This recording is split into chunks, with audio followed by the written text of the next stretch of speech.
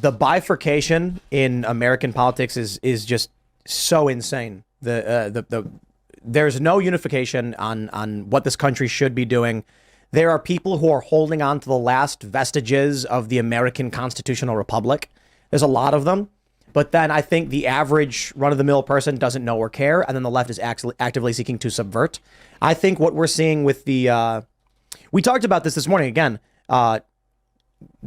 Stephen mentioned that the United States was born of rebels, and that rebel mentality exists within our documents. Our documents were written by rebels, and we maintain that even to the Civil War. It all makes sense, right? Mm-hmm. And then Phil brought up exactly what the government is doing, and I said they're trying to stamp out the rebel spirit. Tim is talking about the way that America is kind of crumbling now. It's falling apart. And I'll get into the specific 3 different types of people that he was talking about. But the problem is America is called the Great Experiment. And I'm not sure if the framers back in the day, if they call it that or not, but they were aware that this type of system only works for a moral and I would say religious group of people. It doesn't work with like the secular system. The not naming God as your sovereign doesn't work for extended periods of time. And so the only thing that will work, at least work better, is a theonomic system. And that means our founding documents must state Jesus Christ is king. And a lot of countries that are being created, in current day are saying these things. And I think it will go really well for them as long as they're faithful to that statement and to that thought. So we tried the Great Experiment, and it shows that it's not working. Christ must be king over your nation, and it must be understood. Now, how this impacts the 3 people that Tim was talking about there.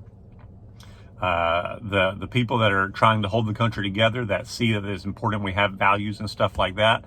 If they are consistent with what they say they value, then it will go well for them, because a Christian nation, it has less laws, less hindrances, more freedom, more independence, and more of an opportunity to be independent and produce value in the culture that you're in.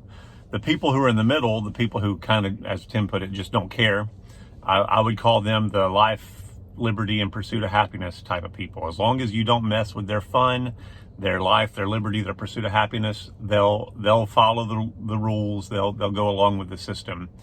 They'll be happy because it will produce much more value, much more even fun, joy. A Christian nation, that is, a Christian system, will produce more freedom, more responsibility, but more freedom and life, liberty, and pursuit of happiness. And then the left, they won't like it, or what Tim called the left, who are actively trying to destroy and deconstruct this, the current American system that we have. They won't like it, but they already don't like it. So that's kind of, technically, that's kind of a non-issue, because they're already trying to destroy this.